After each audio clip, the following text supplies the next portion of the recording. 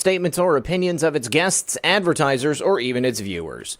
The information contained in this program is not to be construed as medical or legal advice. An appearance on this platform is not necessarily an endorsement, but as always, we encourage you to do your own research. Enjoy the show.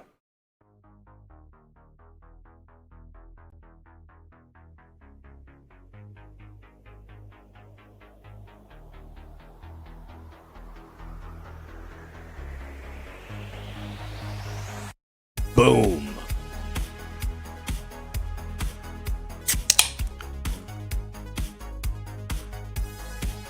Good afternoon, Patriots.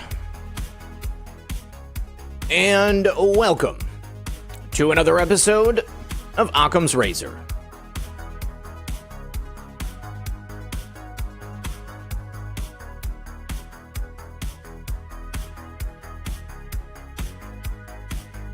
Do me a favor, guys. Don't forget to like and share this broadcast on your favorite social media platforms. Glad to be here with you all today, breaking down the continued debasement of the United States of America. Thank God, people like us are here to stand in the gap. Willkommen from Holland.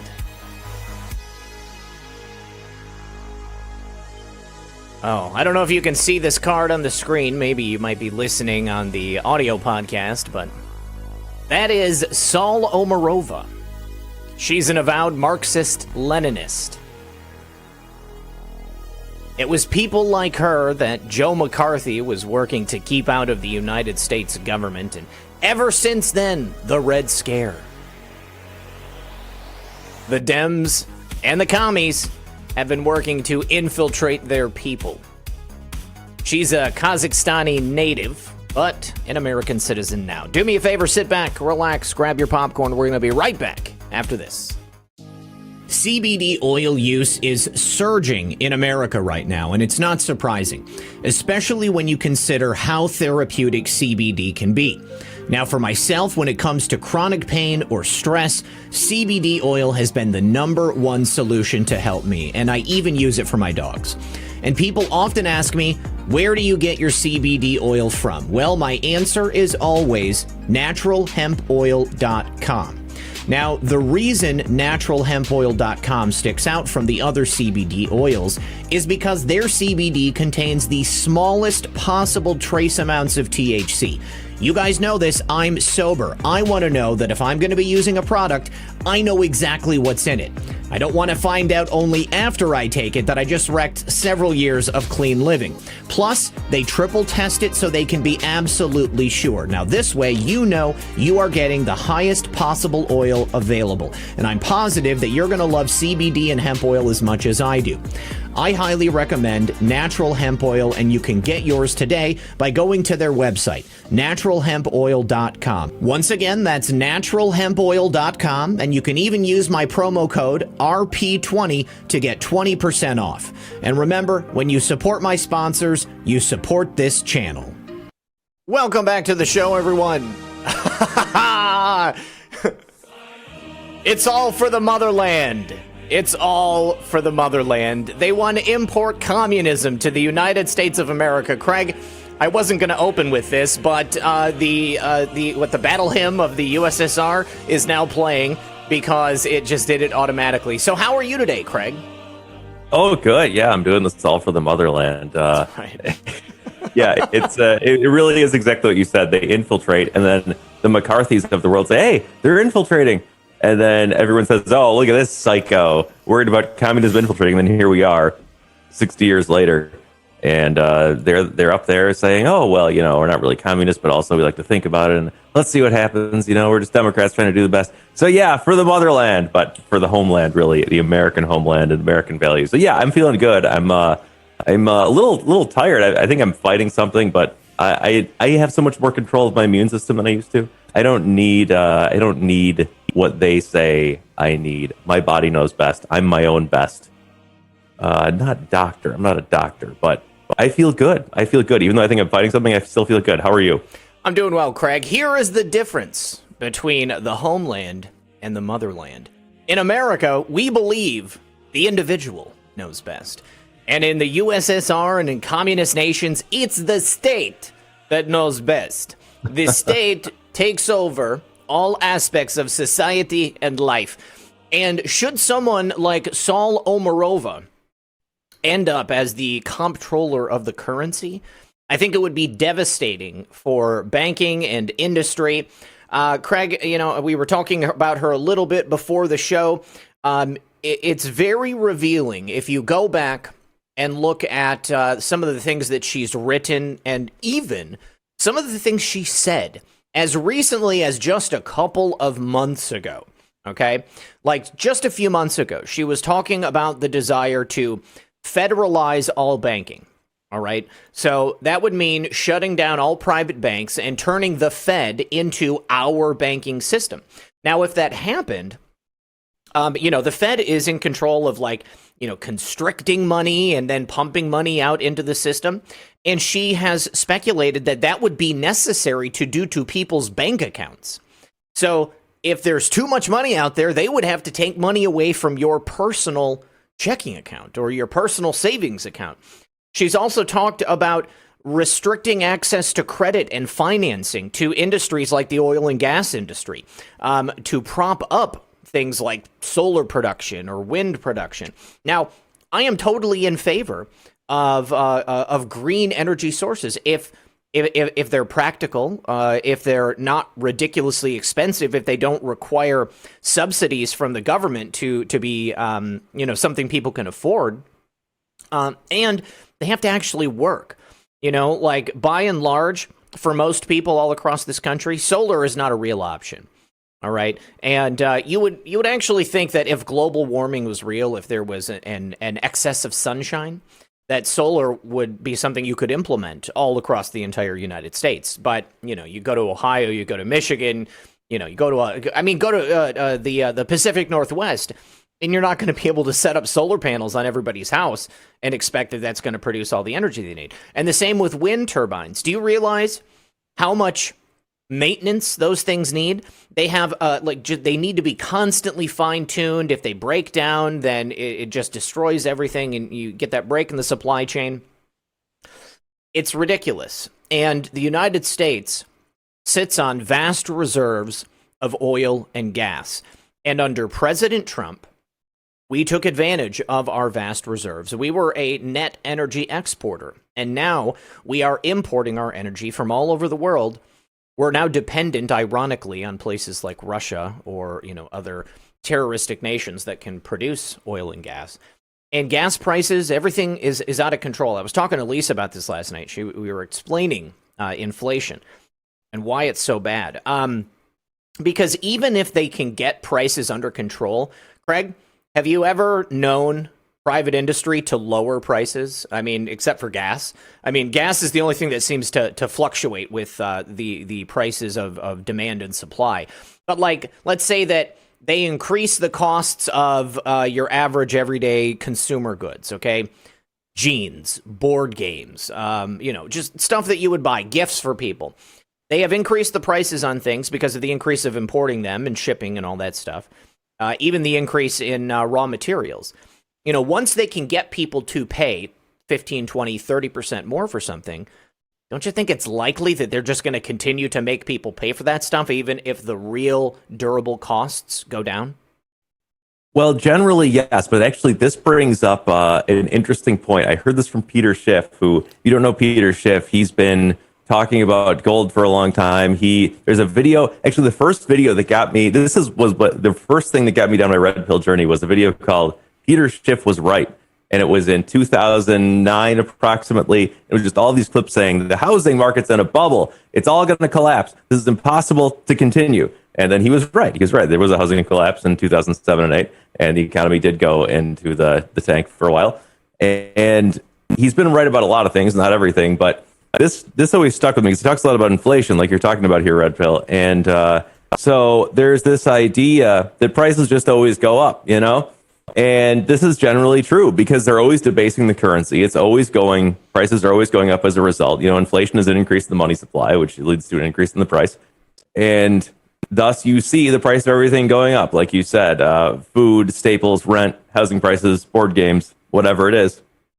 So it keeps going up. But one place you don't see this, maybe I think it's kind of leveled off in the last few years because of inflation, is in the computer industry or maybe the phone industry. I mean, this used to be the case that they kept getting cheaper, and you do get more for less. And that's a natural phenomenon in a lot of things. But the reason you only see it in the computer industry is because they have gotten so much more efficient such that they can actually lower the prices. The market demands they lower the prices because the industry is developing so quickly in spite of inflation. If you have a market, any other market that you're producing more of, creating more economies of scale, it's becoming more of a developed market, prices should go down. And that's what should happen. But because of inflation, that almost never happens. Prices end up going up anyway, and people get used to it, and they have their money taken by the ultimate stealth tax, the worst tax on the poor, inflation. It's the worst tax on the poor because they have to spend their money on staple goods. They're running out of staple goods when they can't buy all the stuff they need. The rich people, they buy less luxury goods when they have less spending power if they're making the same amount. And they are making less in terms of spending power. Finally, it's changed. Well, I mean, not finally, that's not the right word for it. But under Biden, prices have gone up more than real wages, or wages have gone up, thus real wages have gone down. Under Trump, real wages went up for the first time since the 1970s. That was amazing. That was great for the American family, great for the American worker. And now we just have these effing communists trying to take over banking. And not to get into these libertarian talking points because they're so unconvincing. But you don't need to understand that the market is a great solution for price discovery to know that the government taking over a bank, all of banking, is disastrous. So I hope that people see this and realize how disastrous it is. Whether or not they know any libertarian talking points or the finer points of inflation, it doesn't matter. It's on its face, really silly. And one thing about wind power, I hate it. It's ugly. It's bad for the birds. It's inefficient. Why can't we have clean oil and gas to the extent that they can be clean? And then also, what's wrong with nuclear power? Can't they make that clean? Can we make that safe? But they don't want that because there'd be no crisis if you could just get unlimited power from nuclear power. So it's all just a bunch of nonsense from these people, as always. It's complete nonsense. We were having a little bit of technical difficulties there. I don't think that Twitch liked that I started with the anthem of the USSR. It was completely crashing. So I rebooted the stream there. Looks like everything's good. For some reason, also, Craig, your audio channel was coming through my audio channel in addition to your audio channel. That was very weird.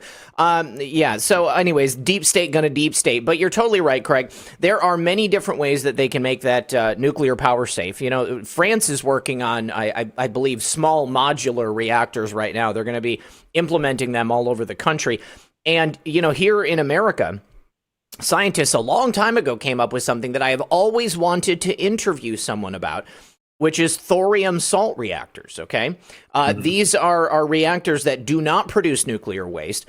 They produce energy from thorium, which is highly abundant in every country, on every continent, all over the world. And I have to say, I think that that's one of the reasons why they never will develop this as a technology to be implemented. I mean, you could literally have a small thorium salt reactor in your home producing all of the energy that you need, and everything would be fine. But because it's so abundant, because it's so cheap, because there's no danger to it, because it breaks down the supply chain of uranium that they have in place now, they'll never go for it.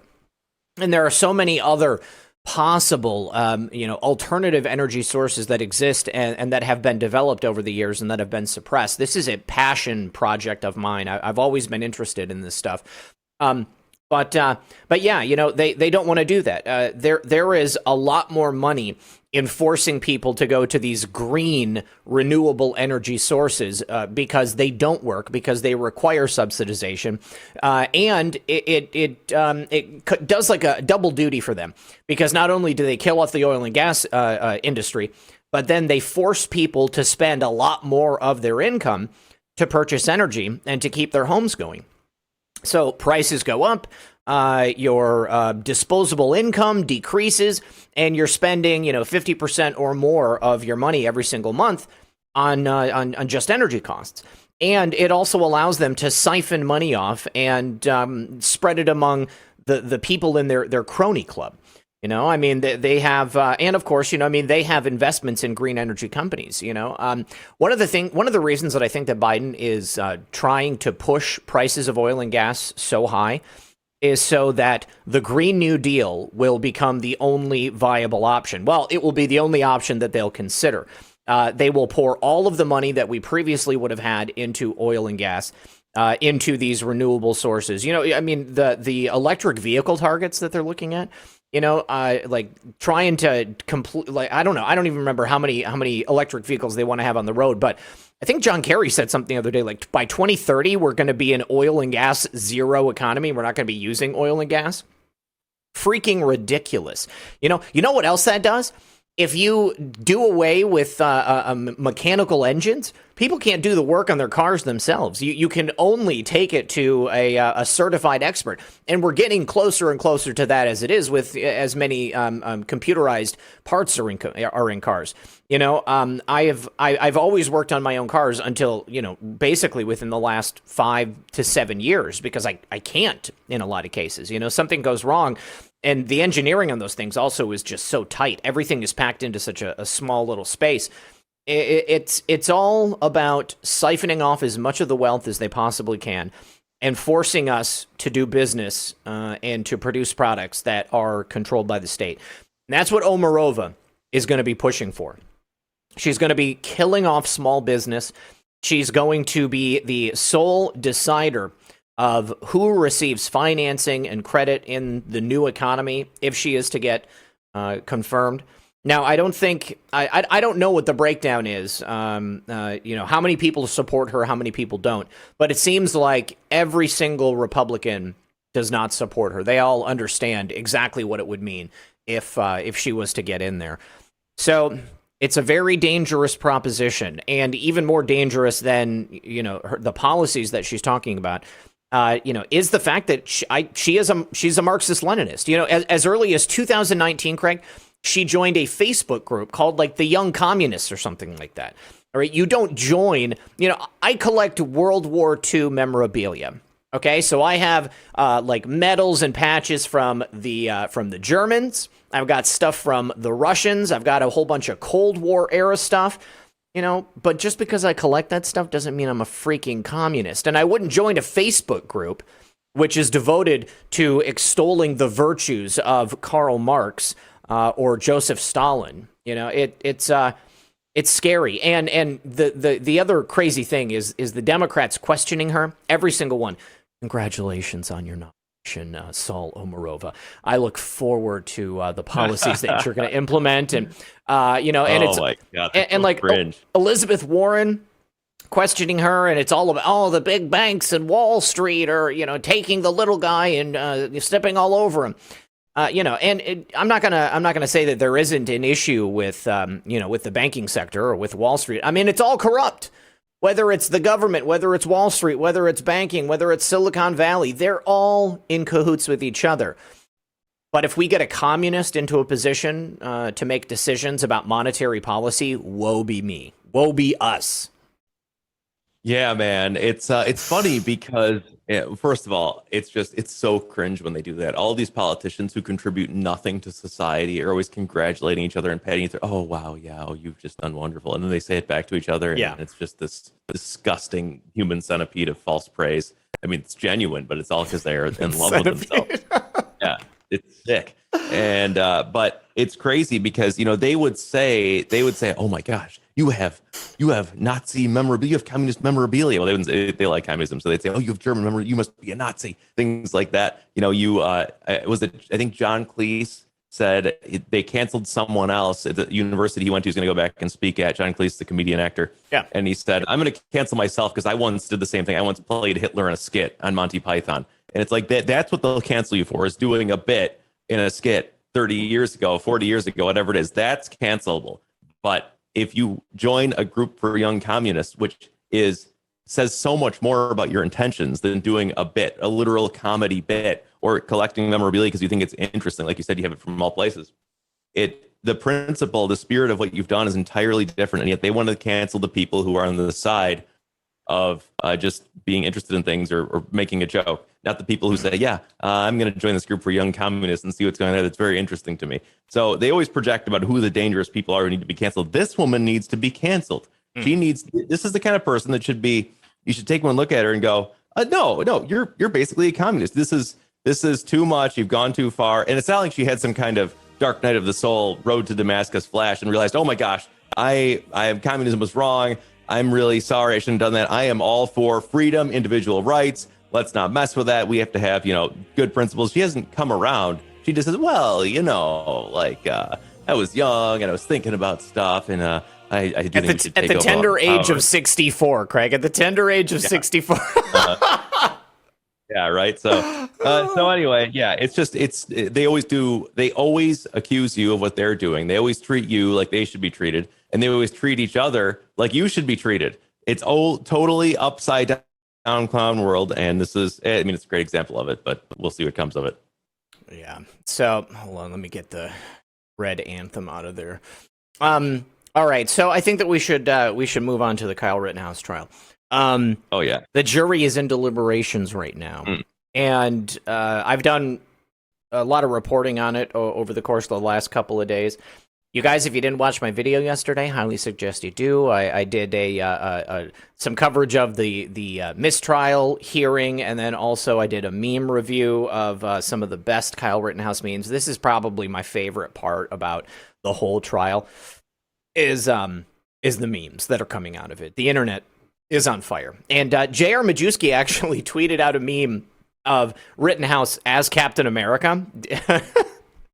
And some leftist rag wrote an article about it. And George Takei, the insufferable guy from Star Trek, he tweeted it out. He tweeted it out, and he was like, their idea of patriotism is disgusting. I just imagine that's how George talks.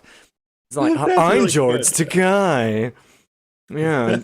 William Shatner's irrelevant. I am always going to be a Shatner guy. I'm just going to go on record and say that. Strong, alpha male, heterosexual, even makes out with aliens, okay? As long as they're female. As long as they're female. So much respected William Shatner. And I just want to say also, thank God it wasn't William Shatner that died mysteriously after his trip on Blue Origin with Jeff Bezos. William Shatner probably, didn't come on to Jeff Bezos' girlfriend. Have you seen that meme of Jeff Bezos and his new girlfriend meeting Leonardo DiCaprio? And Jeff Bezos' girlfriend is like pressing up on Leo. Okay, it's yeah. And then like a week later, Jeff Bezos posts a video of himself standing on the edge of a cliff, and he's like, "Hey Leo, come here. I want to show you something." Like he's threatening to kill Leo DiCaprio. Wow, that is hilarious, man. And then that dude dies. That's the full circle right there. So Jeff Bezos. So the Amazon trip to space that they just took.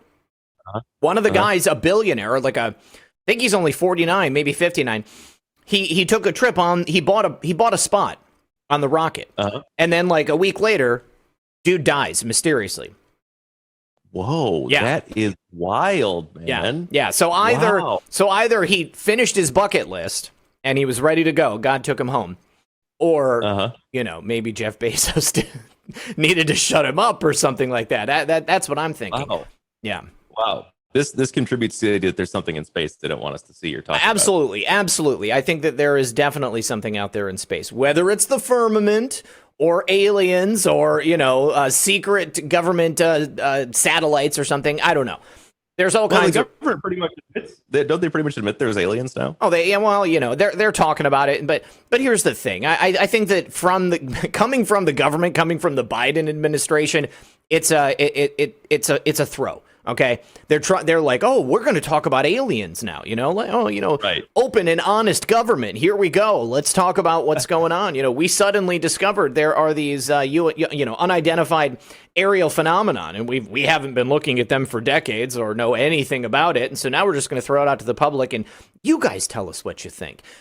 There's a lot of things that they don't want us to pay attention to. So, Kyle Rittenhouse case is one of those things.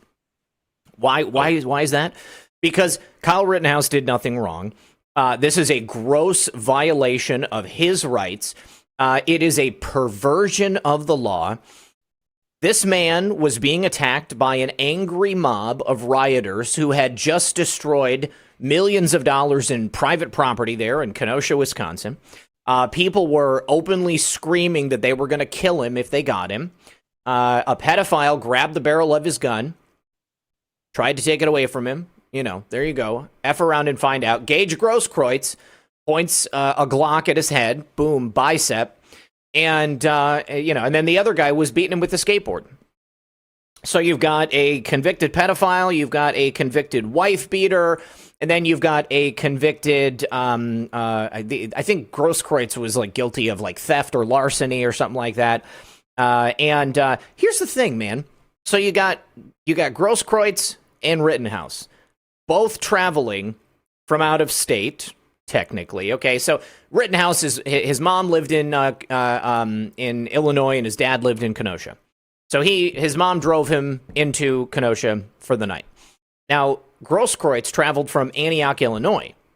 They both had guns. They were both there ostensibly to do EMT work. But here's the big difference. It was not illegal for Kyle Rittenhouse to have that gun. He purchased it in Kenosha. Wisconsin is an open carry state. All right, nice. and because it was a rifle, doesn't matter if it was an AR-15, it was a long-barreled gun. It was totally legal for him to have out in public. The difference is that Gage Grosskreutz was a convicted felon who was not legally able to own or carry a firearm. And when they questioned him in court, did you see that? They were like, "Oh, did you have a permit for that gun?" And he was like, "No, I did not. It had expired." Well, it expired the moment you were convicted of a felony and they took away your rights to own firearms. Okay? You never had a permit for that gun because you are not legally allowed to carry a gun. But the entire mainstream media ignores that. Kyle has better trigger discipline, and that's why Gage Grosskreutz now has trouble writing. He doesn't deserve to sit up there on that stand or go on mainstream media and lie and help them push their narrative. Now, the mistrial motion had been entered. There was the hearing yesterday. It looks like the judge is preparing to allow the jury to make the decision. Now, if the jury makes the wrong decision, because I think the judge believes that Kyle is innocent. He was acting in self-defense. He was getting beat by an angry mob. He had to defend himself. Under the logic of the prosecution, you have to allow somebody else to shoot you fatally first before you can respond and defend yourself. He ran from the situation. They chased him. They went after him. And now it's a circus in there. They have, I guess, 2 jurors who are holding out.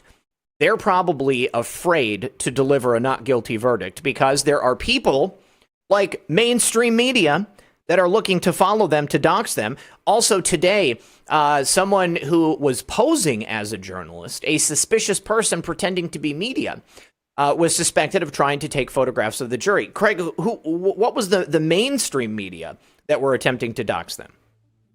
Oh yeah, this just came across. This is breaking: judge in Rittenhouse case banned MSNBC from courthouse. This is from Julio Rosas, who I think is covering it. Judge Schroeder, Kenosha police reported someone followed the bus carrying the Rittenhouse jurors last night while claiming to work for MSNBC. It's under investigation. No one working for MSNBC will be allowed inside the courthouse for the duration of the trial. Wow. Yeah, I mean, it's crazy, man.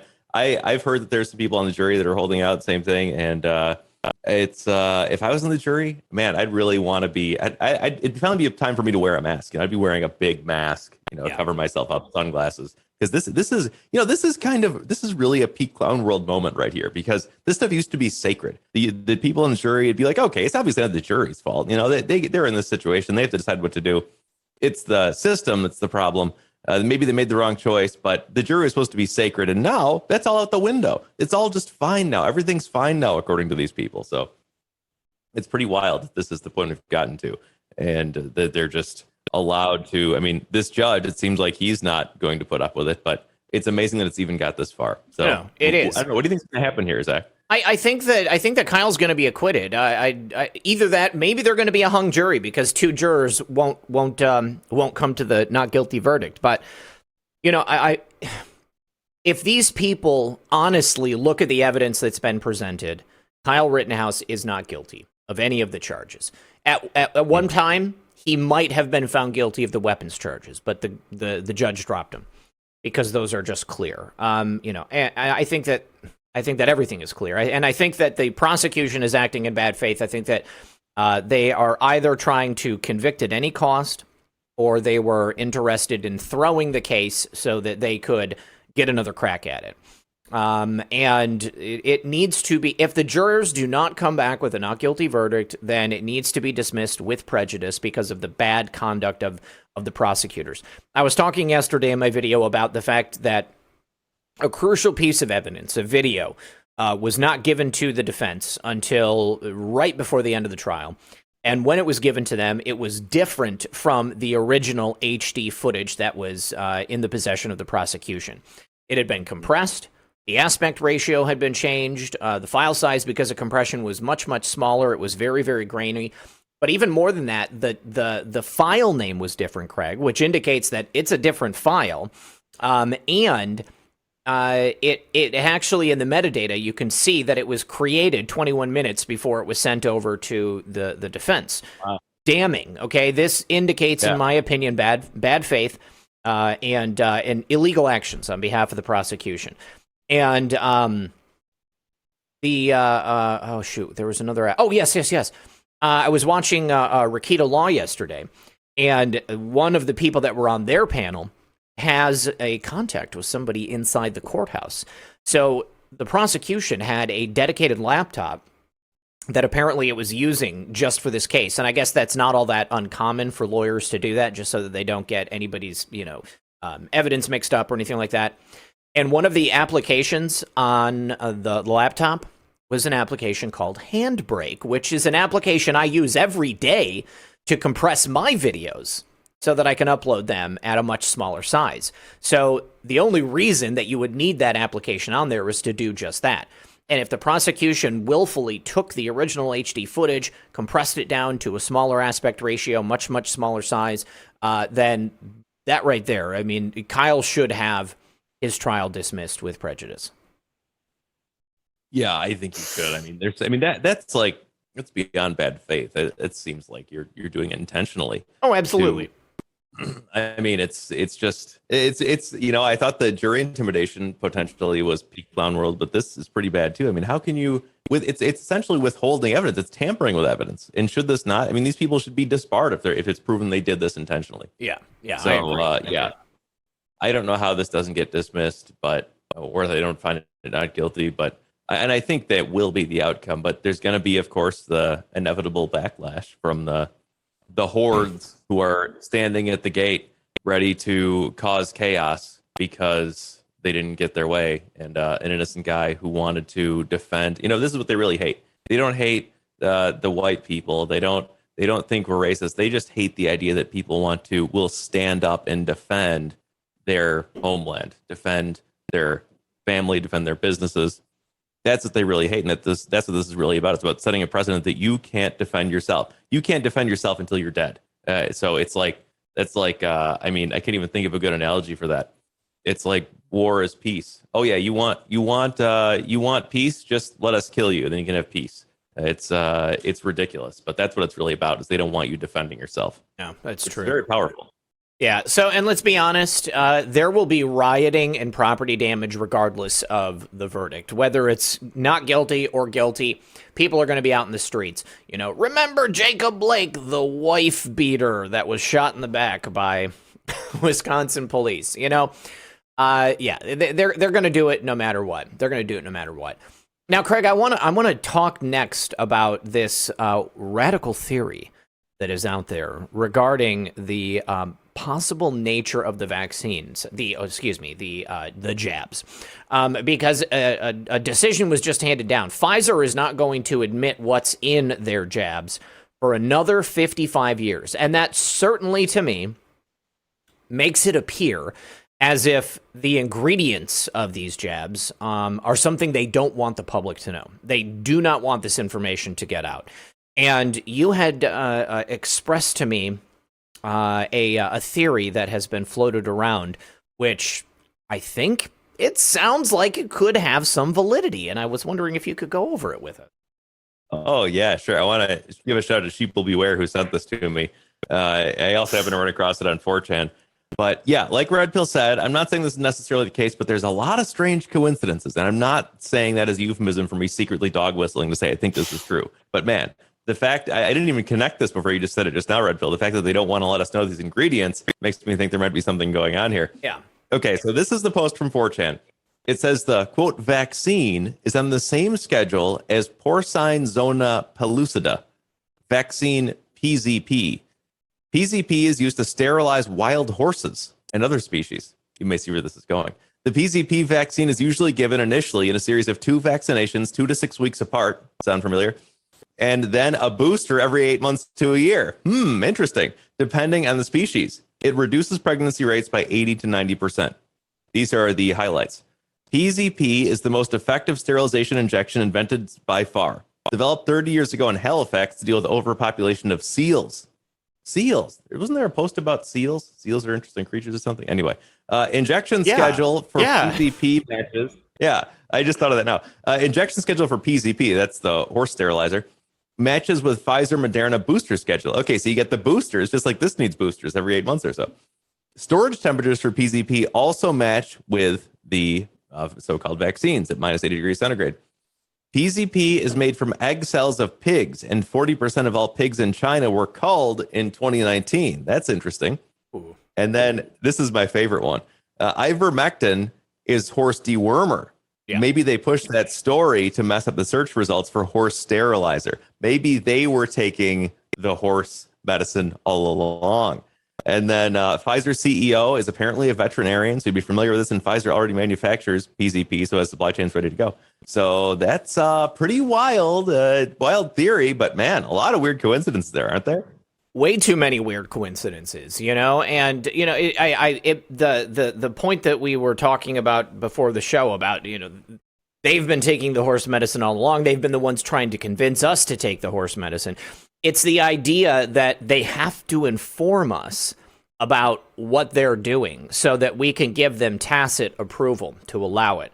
So, they talk about horse medicine, but it's a misdirect because, ivermectin isn't just a horse medicine. I mean, it's been used for humans for a very long time. We know that. But they're the ones that are actually pushing the horse medicine if ingredients in these jabs are the same as PZP. So who knows? Either way, I am even more resolved to continue to stand in opposition to this. And some new information has come out. Looks like the Biden administration is actually retreating from their vaccine mandate. OSHA put out an announcement in regards to the two decisions actually, by the Fifth Circuit Court of Appeals banning the vaccine mandate. So now the federal government cannot mandate through OSHA that people take this vaccine mandate. And I'm very interested to know from the federal government employees that are in the audience if this is going to change anything at your agencies. Are they going to still forge ahead with this? Because if there is no mandate, then how can they force you to get it, and how can they force you to step down? Now, it's recently come out that in the Navy, at least, they are looking to, dismiss any sailors that don't have their jabs by November 28th. Now, I don't know if that will still be in effect if there is no vaccine mandate to look to. I mean, does the Pentagon have the authority to unilaterally mandate it for all of their, everybody in all the branches of the armed services? I think maybe they are still going to, but I think at least for federal government employees and private employees of businesses over 100 employees, I think that it might make a difference there. Yeah, I don't know what's going to happen in terms of following the mandate. I saw that, did you see this one, Zach, that the Oklahoma National Guard said they're not going to enforce it, and the Pentagon clapped back with, well, then you're not going to be the National Guard, you'll be a militia. So yes, I saw that. Yeah, to which I saw a great meme. The Chad Yes guy. He was saying, he was whispering in the ear of the social justice warrior Pentagon person saying, "We accept your terms." So if all the National Guards become base militias, that's fine by me. I don't care what you call it. I care about people. I I've mentioned a few times that the sheriff in my county, he's very based, and I'm so glad to hear that this is the case because I live in Washington State, which is a blue state, and they're trying to ramp up everything here. But the sheriff said, I'm not enforcing any vaccine mandates. And, I don't know how much power every sheriff has. Luckily, our local police are pretty based too. But the sheriff is like the one. In fact, I've heard this anecdote that when the sheriff and the local police get into an altercation, they point at their badge that has the county on it and say, see this? You're right here. They're in the county because they're the ones that oversee the peace in the county. Yeah. And if you look up in Washington State anyway, you look up the state law for sheriffs, their job is to basically keep the peace and, just get rid of any threats, defend people against threats that happen in the county. It's a pretty wide mandate. So I think it's going to be incumbent on local police, county sheriffs, and other people like National Guards who are saying we're not doing this to defend against when the Pentagon literally tries to take over our country, take over localities and usurp the Constitution. If they go that far, it'll be up to the localities to say, no, you can't take our rights. Get out of here. Go on. Get out. You can't make us enforce vaccine mandates on our people. Nobody owns anyone else. These are people here to protect their own homeland. The federal government is not in charge of the homeland of whatever locality you're in, of Florida, of Washington, of Illinois, of any place. They're not in charge of the localities. That's up to the states are supposed to be powerful under the Constitution, and they want to mandate the vaccines of the freaking Oklahoma National Guard. Get out of here. It's insane. So I hope the locals will resist as they have been doing. Yeah, let's keep it up, guys. I would love to see other states follow the path of Oklahoma. Because if they end up kicking out the National Guard, if the federal government disbands the National Guard and they maintain a well-regulated militia in the state, then it puts even more power into the hands of the people. And I think that it will stop a lot of these tyrannical decisions from being pushed down upon the people of each individual state. This is exactly what we need. Now, Craig, remember the other day we were talking about the increase in car deaths on highways? Oh, yeah. Yeah. So now drug deaths in the United States have surpassed the total car accident fatalities and gun deaths combined here in the U.S. So now, for the first time ever, it looks like we've had over 100,000 people in the United States die of drug overdoses. And this is a 30% rise in deaths year over year, likely due to the use of fentanyl. And, this fentanyl that's streaming into the United States, a large portion of it is produced in China because it's a synthetic opiate. And it's like 100 times more powerful than morphine, maybe even more than that. But then it gets produced in China, and then it gets shipped over to the cartels in Mexico, which then import it through the porous southern border. And you have to ask yourself, why in the world is it that the Biden administration has made the decisions that they have?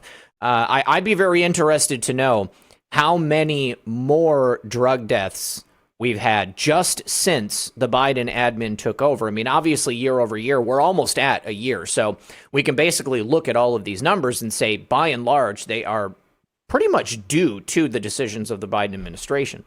But I would like to see just, how long it took for that uptick to take effect. Oh, yeah. Actually, I'm really looking forward, and I've been tracking on a regular basis the death counts by week from the CDC. In fact, there's an old post from a certain anonymous poster that said to track these specific numbers. And at the time, it didn't seem that relevant. We thought, okay, there's a bunch of COVID deaths. What does this even mean? But now it's going to be interesting to see the overall deaths in America that happen on a regular basis compared to COVID cases, COVID deaths, because it's going to be weird if there's more deaths than normal. The death numbers, they stay pretty stable. We saw a big uptick in March, April, May of 2020 because of COVID and ventilators and putting people into old folks' homes that had COVID.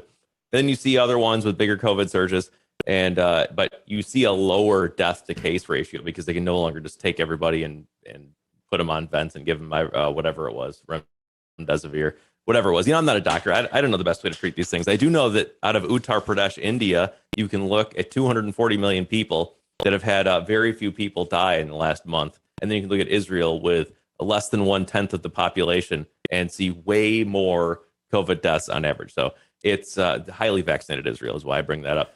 And they're just using ivermectin in Uttar Pradesh. But getting back to this death count data, it's going to be very interesting to see if it turns out as people don't die from COVID as much, or if the death count goes way above normal for COVID deaths, what is that going to be accounted for? Is it going to be accounted for the depression of people taking too many drugs and, doing whatever else? Is it going to be because people's minds are turning to mush from whatever might be the case? I don't know if it's the vax or something else, but certainly the numbers are beginning to tell with the car accidents and the drug overdoses. They're beginning to tell a strange story. So I've got my eyes on those numbers. We'll see what happens. And the thing is, they're kind of behind a bit. They take because if you look at last week, it says 21,000 deaths for last week, but they take about 5 weeks to catch up. So those are the ones reported so far. But then if you go back to week ending 10/2/21, there's 67,000, 10/9/21, 64,000. And then from there, it goes down because we haven't got all those deaths yet. But we'll be able to see year over year because these are very stable numbers over the course of many years. So we'll see if this starts to take off in some weird way. And it's very grim, the numbers we're seeing so far of these specific instances anyway. One thing that wasn't in that list that you gave there, Craig, is the additional stress that's been put on the healthcare industry by the loss of employees who don't want to take the jab. People who have either willfully left their positions or people who have been fired from them. What does that equal in terms of quality of care for people who are in a car accident or people who are a victim of a drug overdose and they show up, then there's nobody to care for them. I mean, we just did this last week. We were talking about the overwhelming of the healthcare system.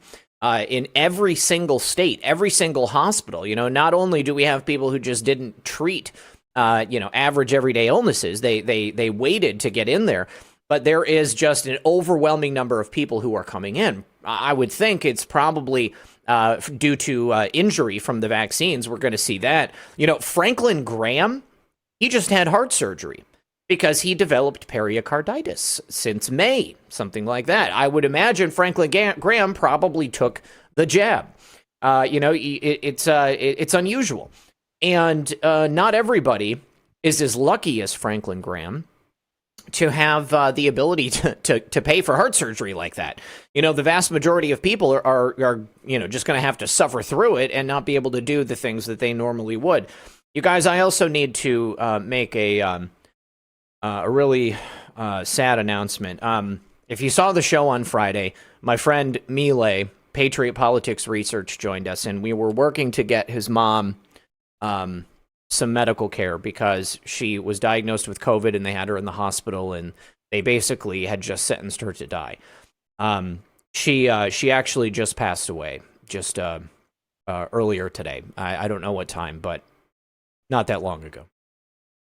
And after we got her set up with oxygen, the home healthcare service that was delivering it basically told Milay that his mom's oxygen was low enough that they were not going to provide her with the oxygen. So he was forced to put her back into the hospital. And yes, and she passed away today. So I just want to ask everybody to keep him and his family in your prayers. Obviously, he's devastated. At least he got a few extra days with her and some time to say goodbye. So I love you, brother. I'm so sorry. I know exactly what you're going through. And my heart goes out to anyone who has to deal with this. It's a difficult thing, man, because we know that they're scamming us. We know that they are lying to us about this stuff. But yet people are actually dying. People are suffering as a result. Just because something is a manufactured crisis doesn't mean that there isn't an actual crisis going on, because clearly there is. And what pisses me off is that all of this it was avoidable. It wasn't necessary. We didn't have to go through this. And they put us in this situation where now so many people are having to decide, make these just awful, awful decisions. Am I going to eat? Am I going to stick to my guns? Am I going to stay true to myself and my beliefs? Am I going to stand up for my fellow man? Am I going to capitulate and allow these people to dictate what I am allowed to do? Am I going to sit back and allow them to decide who gets to live and who gets to die? And, I am not going to allow that. I just want to suggest that everyone be prepared, okay? Make sure that you have everything that you need ahead of time, because it is possible for you to get really sick and to find yourself in a position where you cannot recover. So, ivermectin, HCQ, Z-Stack from Dr. Z, all kinds of vitamins and protocols out there. Just stay on top of it, guys, because in today's age, with what's going on in the healthcare system, I don't trust a damn one of them. And I think that we all have to be responsible for our own healthcare. And these people are bastards. I'm sorry, but they are freaking bastards. No, man, it is. It's very grim, the situation we've gotten ourselves into. It's sad that this has to happen. It didn't have, like you said, it's preventable. So, I hope every day I think, is this the only way to make people see the truth? Is to show them how truly evil these people are, how they'll put people into senior citizen facilities that then they know that they're the most susceptible to getting COVID. Is that what we have to do? Is make it such that you're afraid to go to the hospital because the medical care you'll get might be suspect? I don't know. I guess it must be. Every day I question this, and I have faith that we're going to come out the other end. All right. So one thing that might help alleviate the issue that we're seeing in the healthcare industry is a lawsuit against the Biden administration. Montana is leading 12 states in a lawsuit against the mandate for healthcare workers. If the courts find in favor of these states, then I believe that healthcare workers are not going to have to worry about being forced to take a jab. There's also a lawsuit with 12 states, this time led by Louisiana, against against Biden's banning on oil and gas drilling in federal lands. Now, an injunction was granted on that. So that means that these states hopefully are going to be able to start drilling again, and they're going to be able to start producing oil and gas, which should alleviate prices at the pump, something that obviously, it's sorely needed. I think that this is going to have to be the way that it goes.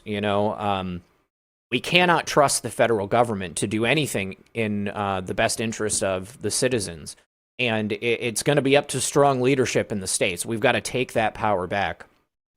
And we got to push back on these guys because they're evil. They're absolutely evil. And just in the same way that companies are not going to lower prices, the federal government is not going to relinquish power once they've been given it. And if we allow these, historically bad decisions to stand and do nothing to fight back, then unfortunately, that's going to be the new normal. And I don't want that. I don't want that here in my country. And I certainly am grateful to God that I'm here in Florida now, because it's a different situation down here. Yeah, it is. I feel bad for people. I'm in like kind of a gray zone in Eastern Washington because people are very based out here, but it's in a blue state. And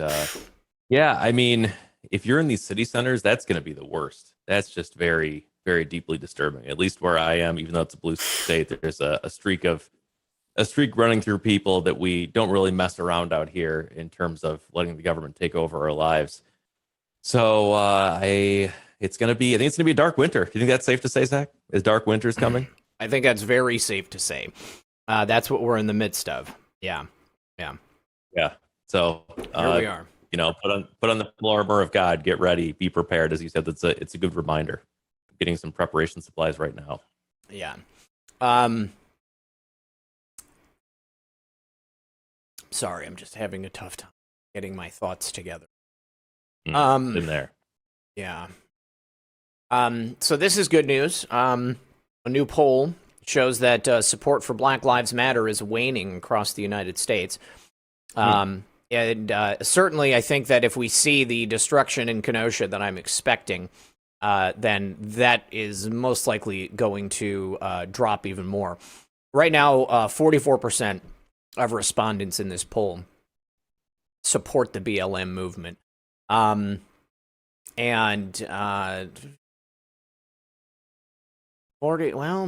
saying 52% of respondents support, 52% supported BLM after George Floyd died. And then now it's just flipped. It's completely the other way around. And, I think that a lot of things are going into this. Their public persona, the way that they have injected themselves into so much of the national conversation, the fact that their leader is a multimillionaire with multiple properties. Certainly her life matters to herself, but if they're raising money supposedly to help Black America, and instead that money is just going into her personal coffers, that's not a good look. And then we have, people who are avowed Black Lives Matter supporters talking about genocide, taking out elements of white America. This is not a way to bring anyone over to your side. And I think that maybe as the rhetoric continues to ramp up, it gets less and less desirable for people. And I also think that the education about CRT and how damaging it is, that's also played a large part. And, whereas before people... Oh, my lights just shut down. Whereas before, if people, would have been positive towards BLM, after seeing the impact of CRT in their schools and on their kids, that certainly has helped to drop the public support for it. Yeah, I mean, it's total nonsense.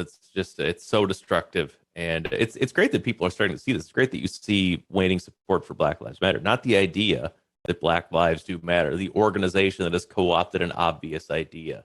It's like if I made an organization called You Should Drink Water, and then I went around shooting people in the face with squirt guns on subways, You're against You Should Drink Water? You don't think you should drink water? It's just really stupid. And getting children, basically, CRT is basically teaching children to be racist because it's convenient for their idiot overlords to make people into racists so they can keep controlling us. Divide and conquer. It's very simple. From chaos comes order. They want the chaos so they can make their own order. And it's great that people are seeing it. I think that's really that's the direction we're going. Is people are seeing what a scam is. It's wonderful.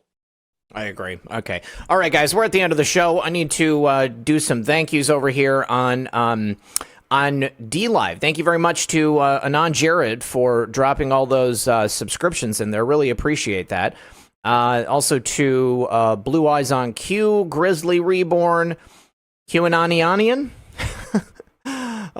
True Grit, thank you for the 2-month subs.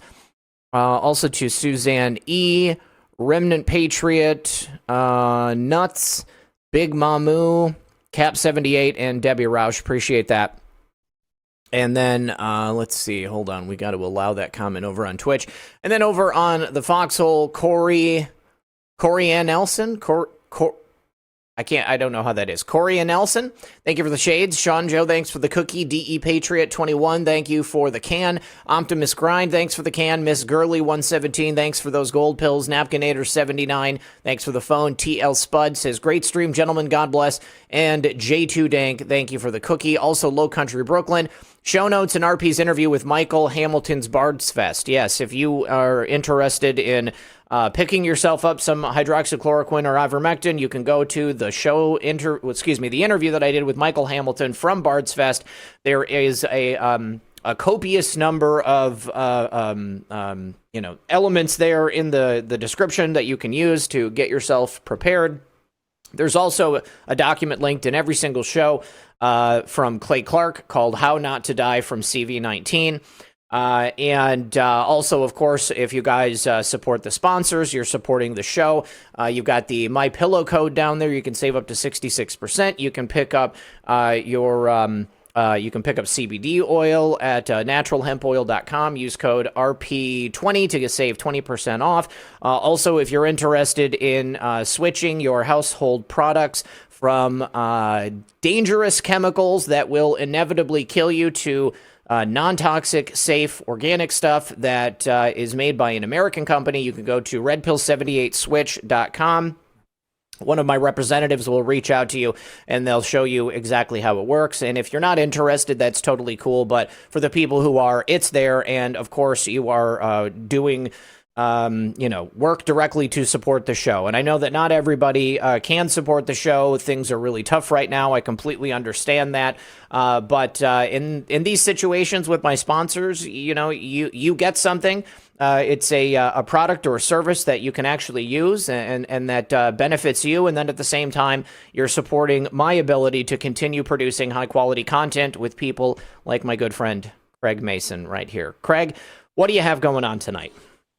Thanks, man. It's a pleasure to be here. Thanks everybody for being here and for being the news now and supporting independent news. I don't have anything tonight. I'm working on some other stuff tonight, and I'll be back tomorrow night for the friggin' Friday night show, which I'm looking forward to. 9 p.m. Eastern time. Reasonable TV. Yeah, let's go. I love you all. Thank you. All right, I love you guys too. I am just releasing the lemons and the scratch off over on D Live and on Foxhole. I just clicked distribute the lemons, and it says you are now distributing the rewards, but it says... There's been some problems with the chest. I know Frank had trouble. I had trouble last night, so I don't know what's going on with the chest. Yeah, I don't know what's going on there, guys. But if you switch over to Foxhole real quick, then you can go ahead and pick up some gold pills. All right, guys, I'm going to have two shows a little bit later on today. We're going to get into that. There was a story that I wanted to talk about that we didn't even touch on, so I'm going to do my first video on that one. Thank you very much for being here. I appreciate everyone. Please don't forget to pray for Milei and his family. And if you have not prepared, please go back to my interview with Michael Hamilton and get your stuff set up. I do just want to say that I know that there are sources for ivermectin and hydroxychloroquine from other countries, but I want to just caution everyone that the U.S. Postal Service is now looking for those packages. And if you are caught importing that stuff without a prescription, I'm fairly certain that they're going to come after you. And I don't want to see anybody... I don't want to see anybody go to jail for trying to get themselves the help they need. So exhaust your resources here in America. As always, this has been Red Pill 78. Thank you very much, Craig, for being here with me. I love you, buddy. Good luck, everyone, and God bless.